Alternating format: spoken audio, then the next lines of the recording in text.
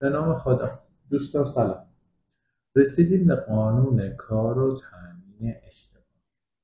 یه رسالتی داریم بر عهده‌مون، اینه که بتونیم به همدیگه این آموزش رو بدیم تا قوانین عمومیمون که مترتب بر هممونه، فرقی نمیکنه که شرایطمون چیه، این رو هممون بلد بشیم. تصمیم گرفتم قانون کار و تامین اجتماعی رو تا اونجایی که سوادم میکشه و بلدمش و راهنماهایی که میتونم بکنم در اختیارتون بذارم. امیدوارم که بتونیم که این مسئله رو ببریم جلو تا هم خیلی احقاق حق بشه نسبت به تمام پرسنل، دوستان، عزیزان که حالا ما به اطلاق قانون کار بهشون میگیم کارگر، در مقابل کارفرماشون این احقاق حقه براشون انجام بشه، بتونن راحت تر کار کنن، حداقل حقوق خودشون رو بشناسن که توی این مسئله نه حقی از کارگر ضایع بشه نه حقی از کارفرما. اونچه که خواهیم گفت توی این دوره ها و ویدیوهای دیگرمون صرفاً قانون کاره. اینکه چه اتفاقی داره تو شرکت من میافته، چه اتفاقی داره تو شرکت شما میافته، چه اتفاقی داره تو شرکت همسایه بغلیمون میافته، مدیر ما چی میگفته، مدیر شما چی میگفته، مدیر اون یکی چی میگفته، من چی دیدم چی ندیدم برای ما ملاک نیست. ما میخوایم در مورد قانون صحبت کنیم. اون چه که قانون به ما میگه، اون حقی که ما داریم نسبت به کارفرما و اون حقی که کارفرما نسبت به ما داره. خب بریم استارت بزنیم ببینیم که به دنیای قانون کار دست کیه. قبل از اینکه اصلا بخوایم به قانون کار ورود کنیم خیلی مهمه که ما بدونیم که اصلا کلا چه حقوقی داخل کشور داریم و حقوق شناسیمون چجوریه. پس ما اولش میخوایم بریم یه بخش خیلی کوچیک و خیلی ریزی رو راجع به حقوق شناسی رو هم دیگه استارت بزنیم که اصلا بفهمیم که آقا حقوق کار چه نوع حقوقیه، چه جایگاهی داره، اصلا قانون نویسی به چه صورت انجام میخواد بشه. این لازمه بحثمونه و برامون مهمه که اینها رو بتونیم بفهمیم. بعدش به امید خدا وارد قانون کار هم خواهیم شد. ببین در کل ما انواع حقوقمون حقوق عینیه یا حقوق شخصی یا حقوق عمومی یا حقوق خصوصی. حقوق عینی چیه؟ ما میگیم وضع قوانین و مقررات برای تحقق عدالت و رشد مادی و معنویمون از سوی مقام صلاحیت دار. به اینها میگیم حقوق عینی.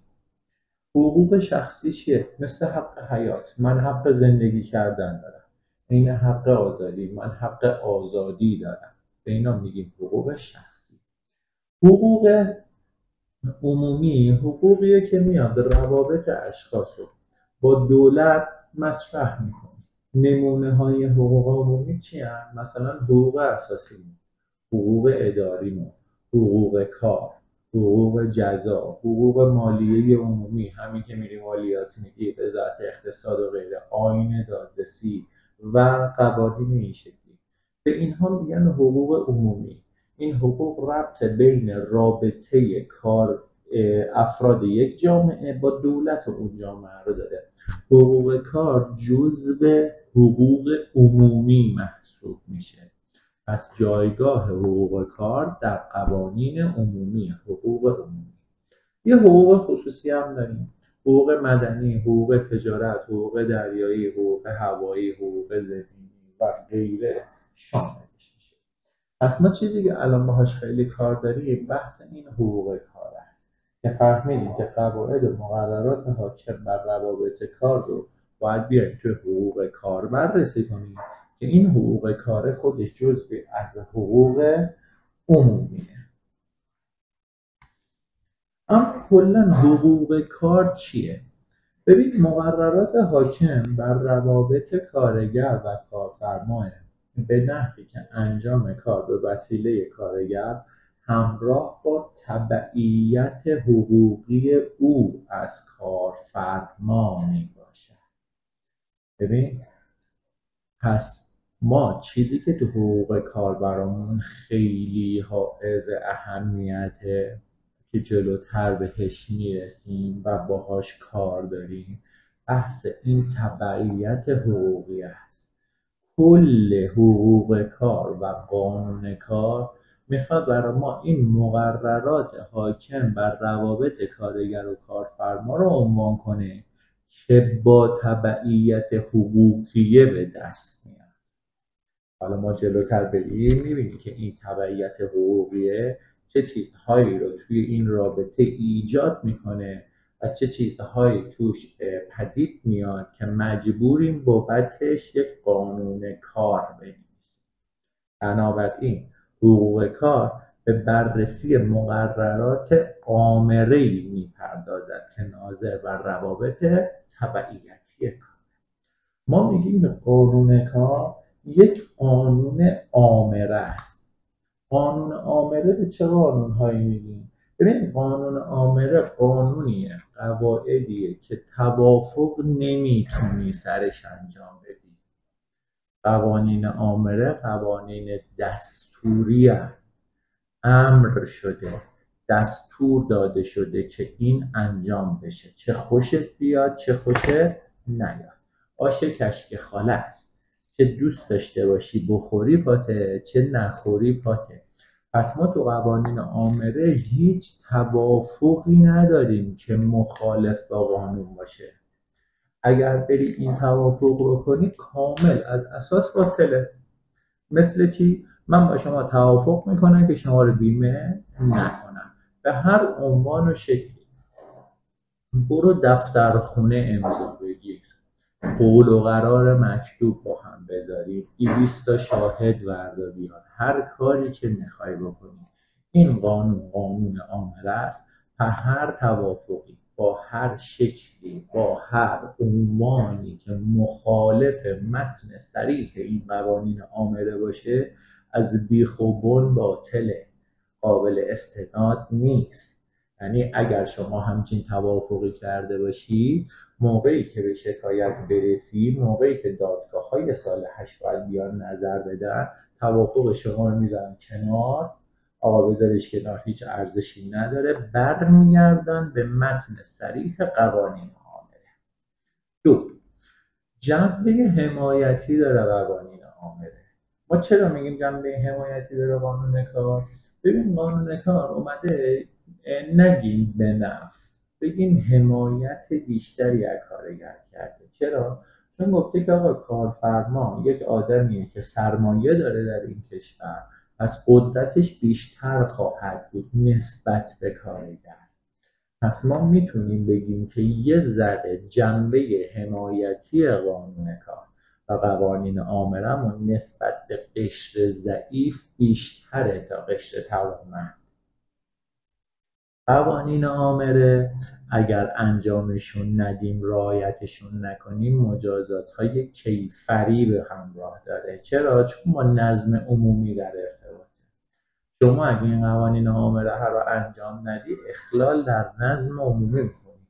نمیتونی بیای بگی من دوست دارم فلانی رو بیمه کنم، دوست دارم فلانی رو بیمه نکنم، دوست دارم به فلانی ایدی بدم، دوست دارم به فلانی ایدی ندم، دوست دارم فلانی رو در شمول قانون کار بدونم، دوست دارم فلانی رو در شمول قانون کار ندونم. اگه قرار باشه هر کی هر کاری دلش میخواد انجام بده، نظم عمومی جامعه رو به هم می‌ریزه. به خاطر همین قوانین آمره مجازات‌های کیفری به همراه خواهد داشت عدم رعایتشون. پس این مجموعه قوانین آمره است. قانون کار یک قانون آمره است. قانونیه که این 5 تا شرط روش جاری و ساریه. اما بریم ببینیم که اصلا خود قانون، ما چه ترتیباتی برای قانون داریم در خود کشور. ببین، قانون خودش که قانون، درجه بعدیش میشه جلد، میشه باب، تا میرسیم به ماده.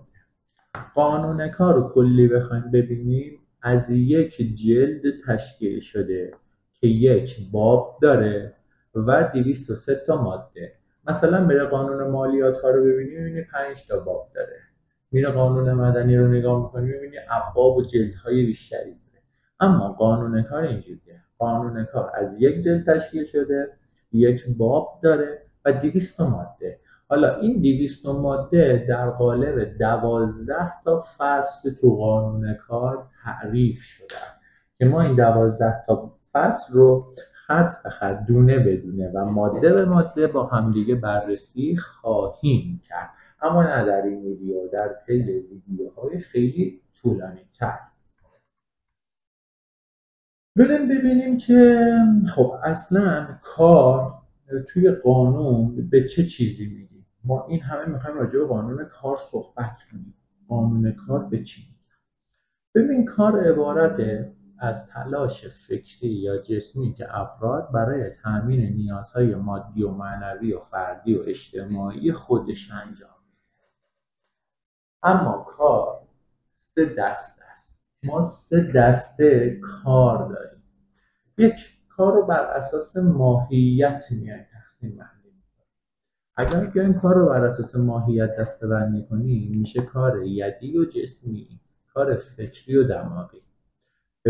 به یدی و جسمی چی میگیم؟ اگر من بیام از نیروی بدنیم استفاده کنم برای انجام یک کار، میگن کار یدی انجام بده. مکانیکی، بردن و حمل بار و از این قبیل کارها. اگرم بیام بشینم فکر کنم، بیشتر نیروی فکری و علمی توی کار باشه، بهش میگن ماهیت کار، فکری یا دماغی. یه دسته دیگه کار داریم، کار بر اساس مسیرش میایم طبقه بندی میکنیم. میگیم این کار مستقیمه یا کار غیر مستقیم. کار مستقیم میشه چی؟ من زمانی که بیام از دسترنج خودم و تلاش فردی خودم استفاده مستقیم کنم، بهش میگیم کار مستقیم. خودم دارم برای خودم کار میکنم. مثل چی؟ بهترین مثال باردش کشاورزی. من سر زمینم دارم میکارم، خودم حاصل دسترنج خودم رو بر میدارم، همه چیشم با خودم میشه کار مستقیم. اما زمانی که من دارم این کارا رو انجام میدم خب، اما در مقابلش دارم یه چیزی میدم، یه چیزی میگیرم. نیروی کار تسلیم میکنم، پول میگیرم، مبادله پای دارم میکنم. این کاریو که دارم انجام میدم توانایی فکریم رو دارم انجام میدم، مثلا بابتش یه خونه میگیرم. معوض داره، در مقابل عوضی معین دارم یه کار انجام میدم، میگن کار غیر مستقیم. بعدی دسته سوم که واسمون خیلی مهمه، ما کار رو بر اساس روابطش میایم تعریف میگیم کار بر اساس روابط یا رابطه مستقله یا رابطه غیر مستقل. مستقل یعنی چی؟ یعنی تمامی عناصر کار برای یه نفره و کار داره به صورت فردی انجام میشه. آقا من سرمایه، نیروی انسانی، مدیریت، ابتکار عمل، همه چیش رو رأساً خودم دارم انجام میدم. یک فردم، میشه کار مستقل.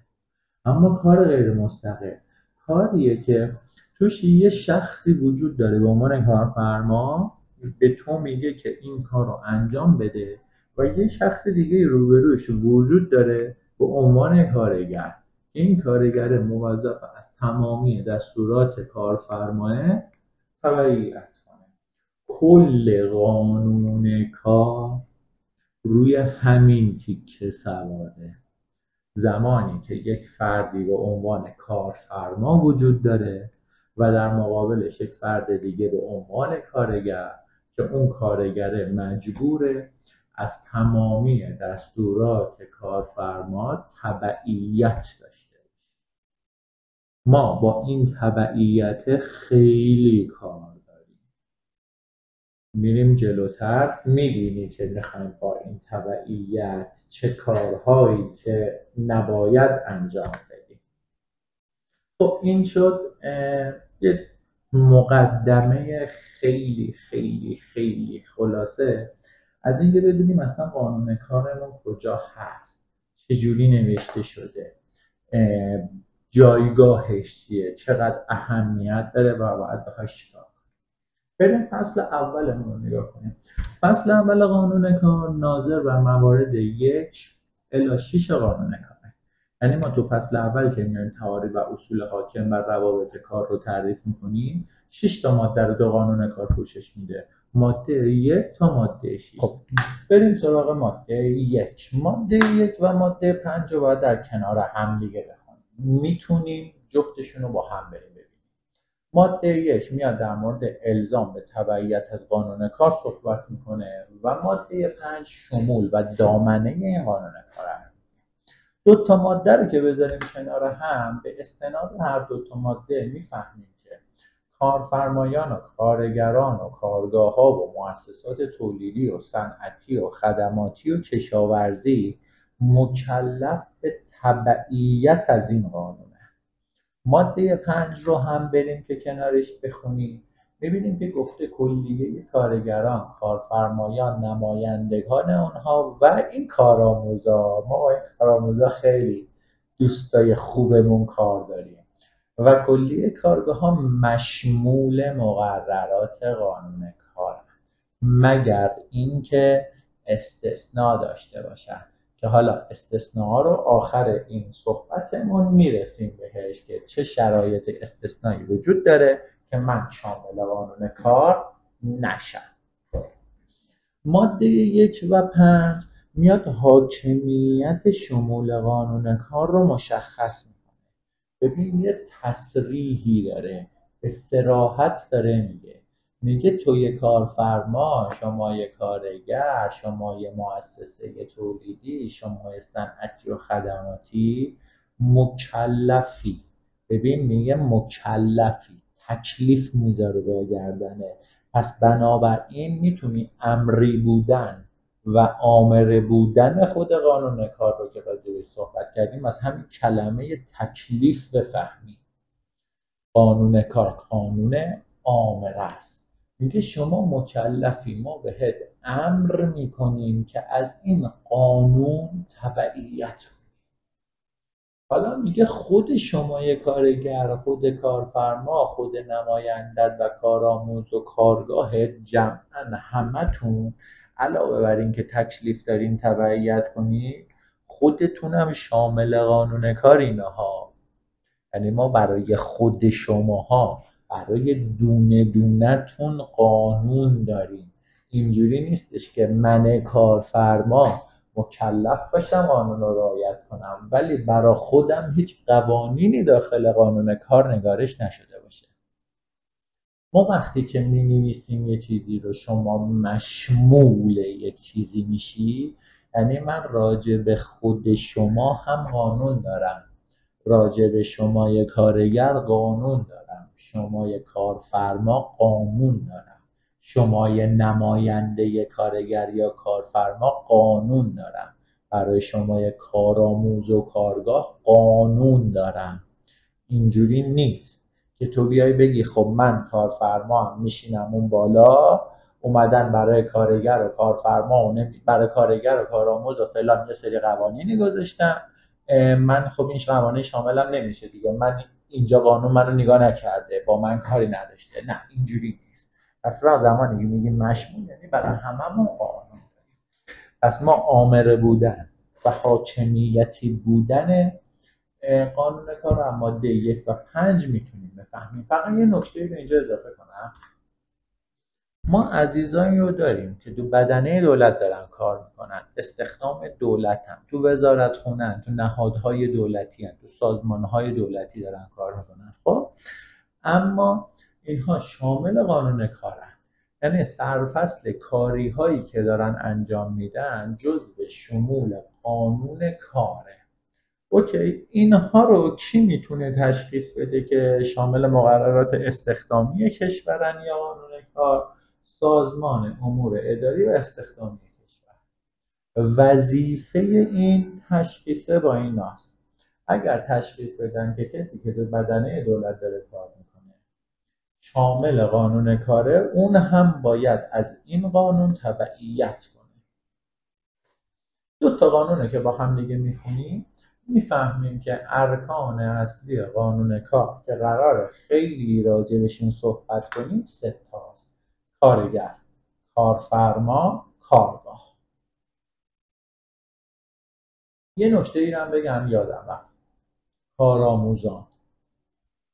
آقا دوست من، عزیز من، کارفرما که دوست داشتنی من که میای یکی رو استخدام میکنی، اسمشو میذاری کارآموز، میگی یه هفته میخواد اینجا کار کنه، یه ماه میاد اینجا کار کنه، اسمش رو میذاری من دارم به این کار یاد میدم، اینها همهشون مشمول قانون کارن. یعنی شما اگه اون کارآموز رو استخدام میکنی باید بهش ایدی بدی، بهش اضافه کار تعلق میگیره، تمام موارد قانونی رو باید بهش مترتب کنی، حتی بیمش هم باید رد کنی. استثناء داره کارآموزان، هر کسی رو نمیتونی بگی کارآموز، هر کسی از دامنه شمول قانون کار خارج نیست، به استثناءاتش میرسیم. باقی وظایف ما باید در موردش. خب بریم ماده دو. ببین ماده دو چی میگه؟ ماده دو میگه کارگر از لحاظ این قانون کسی است که به هر عنوان در مقابل دریافت حق و سعی اعم از مزد، حقوق، سهم سود و سایر مزایا به درخواست کارفرما کار میکنه. ببین اول ببینیم سراغ دونه دونه یک کلمات. گفته کارگر از لحاظ این قانون کسی است که به هر عنوان. تا اینجا یه استوب کن. ببین اولا کلمه کارگر در قانون کار یک اطلاق عامه. چرا؟ چون اومده بعدش گفته به هر عنوان. یعنی چی؟ یعنی آقا شما دکتر باشی، مهندس باشی، نمیدونم آقا باشی، خانم باشی، هر کسی که میخوای باشی، ما در قانون کار هر عنوانی که میخوای داشته باشی رو به عنوان کارگر میشناسیم. پس کارگر یک اطلاق عامه. میگه کارگر از لحاظ این قانون کسی است که، این کلمه کسی میگه چی؟ میگه کارگر نمیتونه شخصیت حقوقی داشته باشه، حتما باید شخص باشه. پس من نمیتونم یک شرکتی داشته باشم که بگم این شرکته میره شروع میکنه برای یکی دیگه کار کردن. من اگر یه شرکتی داشته باشم که خدمات نیروی انسانی رو دارم برای جای دیگه انجام میدم، خود شخصیت حقوقی شرکت من به عنوان کارگر لحاظ نمیشه. کارگر حتما باید یک شخص حقیقی باشه و باید فرد باشه. حتما به هر عنوان رو که توضیح دادیم دیگه. به هر عنوان یعنی اینکه آقا تو هر کاری که میخوای انجام بدی، کار دیدی میخواد باشه، فکری میخواد باشه، میخوای خانم باشی، میخوای آقا باشی، دکتر باشی، مهندس باشی، مدیر باشی، منشی باشی، هر کی که هستی، هر عنوانی که داری در قانون کار به عنوان کارگر شناخته خواهی شد. در مقابل دریافت حق و سعی. پس ببین همین سه تا جمله ما یک چیز خیلی بزرگ و اساسی رو میتونیم بفهمیم که بعداً میتونیم با استفاده از این از دایره شمول قانون کار خارجش کنیم. ببین گفته در مقابل دریافت حق و سعی. پس بنابراین کاری که من دارم مجانی انجام میدم از شمول قانون کار خارجه. من باید کاری که انجام میدم در مقابلش رو یک چیزی به عنوان عوض دریافت کنم. کار باید معوض باشه تا شامل قانون کار بشه. در مقابل دریافت حق و سعی اعم از مزد، حقوق، سهم سود، سایر مزایا. ببین شیوه های مختلف مزدبری رو داره واسه نام میبره، تهش هم یه سایر مزایا گذاشته، به خاطر اینکه خیلی از کارفرماها نیان این گذشته یه چیزایی رو استفاده کنن.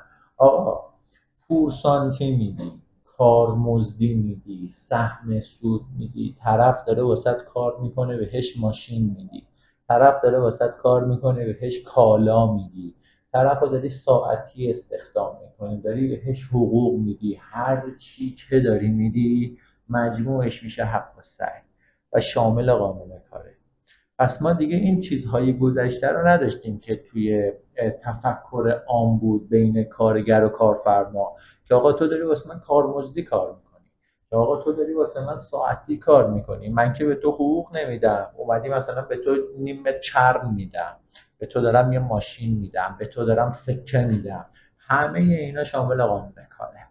پس ما دیگه شیوه‌های مختلف مزدبریمون تغییری تو ماهیت رابطه کارگر و کارفرمایی ایجاد نمی‌کنه. این یه نکته مهمیه که داشته باشیم، چون من همچنان هم دارم می‌بینم سازمان‌هایی رو که به دلیل عدم آگاهیشون هنوز دارن میگن که آقا طرف مثلا پرسنل پورسانتی من شامل قانون کار نمیشه، من بهش ایدی نمیدم، نمیدونم اضافه کار نخواهد داشت، یا نمیدونم طرف من داره ساعتی کار میکنه، ما به این ساعتی ایدی و اضافه کار و بیمه و اینجور چیزها نداریم. نه، همه اینها شامل قانون کار میشه. قانون کارم استثناءاتش یه چیزای دیگه است که در ادامه این اسلاید هامون خواهیم دید و بهش میرسیم. بریم سراغ ادامهش. در مورد دریافت حق و سعی هم از مزد، حقوق، سهم سود و سایر مزایا به درخواست کارفرما. این کلمه درخواست کارفرماه یک سری موضوعاتی رو برای ما باز میکنه که این موضوعات حائز اهمیت ما. به درخواست یعنی اینکه کارگر باید از کارفرما تبعیت داشته باشه. چه تبعیت هایی؟ بریم ببینیم. بریم مثلا راجع به اینها با هم صحبت کنیم. ما میگیم که چه کسایی مشمول و چه کسایی غیر مشمول میشن تو قانون کار. ما 5 تا عنصر داریم که اگر این 5 تا عنصر ما در هر قراردادی و هر رابطه بین کارگری و کارفرمایی وجود داشته باشه، اون قرارداد یا اون رابطه مشمول قانون کاره. اولیش چیه؟ جنس کار. دومیش چگونگی ارتباط طرفین با هم. میگیم یعنی چی این موضوع. سومی تبعیت حقوقی و دستوری. چهارمی تبعیت مزدی. پنجمی تعهد به انجام شخصی کار. پس دیدی تو اسلاید قبلی گفتیم به درخواست کارفرما. درخواست کارفرما یعنی تبعیت کارگر از کارفرما.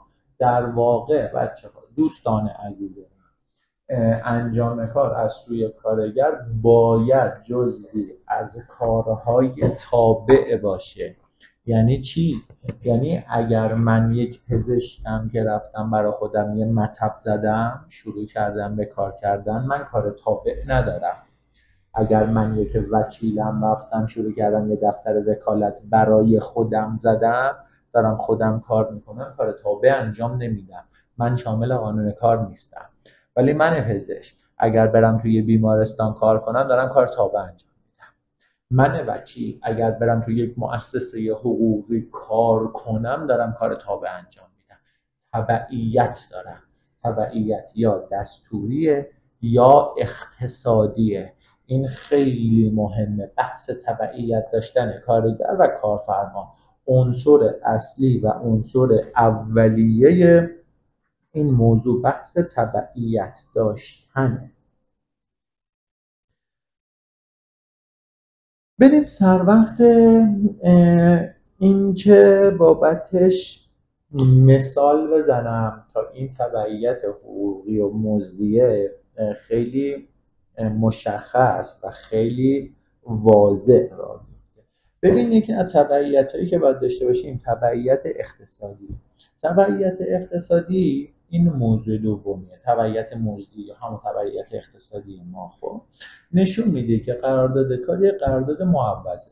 ببین چند دقیقه پیش گفتیم که قرارداد معوض یعنی چی؟ یعنی اینکه من در قبال دریافت یک چیزی که قانون بهش میگه حق و سعی، دارم این کار رو انجام میدم. پس کارگر باید از لحاظ اقتصادی تابع کارفرما باشه و فعالیت خودش رو در ازای دریافت مزد از سوی کارفرماش انجام بده. این فعالیت قائم به شخص و به هیچ عنوان کارگر حق واگذاری شرح وظایف خودش رو به هر کس دیگه‌ای در مقابل این مزد نداره. ببین تبعیت مزدی و تبعیت دستوری فردیه. من دارم پول میگیرم از شما 1000 تومان که این کار رو انجام بدم، پس از شما تبعیت مزدی دارم. حالا نمیتونم بیام بگم که شما کار رو دادی به من این کار رو بدم به پسر خالم، همین 1000 تومن شما رو بدم به پسر خالم. اوکی، این دیگه تبعیت برقرار نیست. شما اجازه همچین کاری رو نداری. تعهد در قانون کار تعهد به انجام کار شخصیه، یعنی شما خودت باید این کار رو انجام بدی. این سه تا عنصر اصلی شاه کلید قصه ماه، یعنی تبعیت حقوقی، مزدی، تعهد انجام کار شخصی. پس قراردادهای کار ناظر به انجام کار شخصیه. من نمیتونم این کار رو انجام بدم به کسی دیگه. پس بنابراین چی رو ازش در میابیم؟ اگر من بخوام کسی رو از شمول قانون کار خارج کنم، یکی از این عناصر رو باید از طرف بگیرم. این مواردی که میخوام الان راجع بهش صحبت کنیم، مواردی که از شمول قانون کار خارج میشه. اولیش اینه که هیچ نوع تبعیتی، مخصوصا تبعیت حقوقی، کارگر از کارفرما نداشته باشه. اولین گزینه. خب حالا این که ما چجوری باید قرارداد بنویسیم، چجوری رابطه رو شکل بدیم که این تبعیت شکل نگیره، موضوع بحث و آموزش ما نیست. پس من خواهشم اینه که از دوستان نه تو پیوی، نه توی کامنت ها و نه به شماره های من، بابت این که ما یه قرارداد چجوری بنویسیم که قراردادمون با طرفی که داره واسمون کار میکنه شمول قانون کار خارج بشه، که فردا بهش ایدی ندم یا ایدی کمتر بدم، بازخرید مرخصی ندم، نمیدونم پاداش ندم یا هر چیز دیگه ای، بونو مسکن ندم، چجوری باید قراردادمو بنویسم، من راجع به این به کسی هیچ جوابی نخواهم داد. فقط بدونید که اگر تبعیت حقوقی از قراردادهای کار برداشته بشه، اون قرارداد دیگه شامل قانون کار نیست. هرچند که شما در محل شرکتش داری کار میکنی، ازش داری حقوق و دستمزد دریافت میکنی، پول میگیری، فقط این تبعیت رو برداشته بشه. دو، پیمانکاران، کسی که داره به صورت پیمانی و پیمانکارانی کار میکنه شامل قانون کار نمیشه. سه، کارگاه‌های کوچکتر از 10 نفر.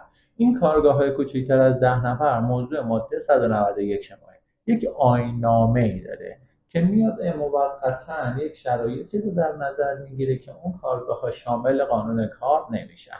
آیین‌نامه ماده 191. 4، کارگاه‌های خانوادگی. ببین کارگاه‌هایی که منحصرا توسط صاحب کار، همسر یا خویشاوندان درجه اول طرف داره هدایت میشه، این پسرش، این برادرش، این خواهرش، اینا شامل قانون کار نمیشن. اشخاصی که به نیت خیرخواهانه دارن کار میکنن، یا گفتیم تو ماده 2 اومده دیگه، اومده در مقابل دریافت حق السعی، گفتیم یه عوضی باید داشته باشه. پس بنابراین اگر داری به صورت خیرخواهانه تو مؤسسه خیریه کار میکنی، تو گروه جهادی مشغول به کاری، یا هر قبیل از این نوع فعالیت ها که مجانا داری انجام میدی، اینا شامل قانون کار نیستن. اگر رفتی توی مؤسسه خیریه داری کار میکنی، حقوقی هم دریافت نمیکنی، 3 سال نمیتونی بگی که به من ایدی قانون کار بده، نمیتونی توقع داشته باشی که بیمت رد بشه، چون شامل قانون کار نمیشی. کارآموزان، این بحث مهمیه. آقا کارآموزی شامل قانون کار نیست که فقط برای فرا گرفتن حرفه خاص، بازآموزی یا ارتقاء مهارت برای مدت معین در مراکز کارآموزی یا آموزشگاه‌های آزاد آموزشی کار کنه. پس ببین نیا کن، تویی که شرکت داری، تو نه ببخشید شمایی که شرکت زدی، شمای شرکت دار، شمای کارفرما، نمیتونی یکی رو استخدام کنی بگه فلانی اومده کارآموزی پیش من کار کنه. شما شرکتی، شما مرکز کارآموزی نیستی، شما آموزشگاه آزاد نیستی، شما یک شرکتی. پس اگر کسی رو بر قالب کارآموز که شما اطلاق کارآموز بهش میذاری استخدام میکنی، شامل قانون کاره. فقط یک، کارآموزایی که توی این دوتا جاها برن کار کنن شامل نیستن. دو، دانشگاه معرفیش کرده باشه. تو غیر این حالت هر عزیزی رو که استخدام میکنید، ولو یک روز، ولو یک ماه، ولو نمیدونم هر شرایطی که شما میدونی و بهتر از من میدونی، موظفی هم بیمش کنی، هم عیدیشو بدی، هم قانون کار رو در مقابلش رعایت کنی. 7، اشخاص مشمول قانون استخدام کشوری و لشکری که در مورد 7 هم توضیح دادم. گفتم ما بعضی از استخدام‌های کشوری و لشکریمون هست که شامل قانون کار میشن. کجا بود؟ برگردیم اسلایدشو قبل.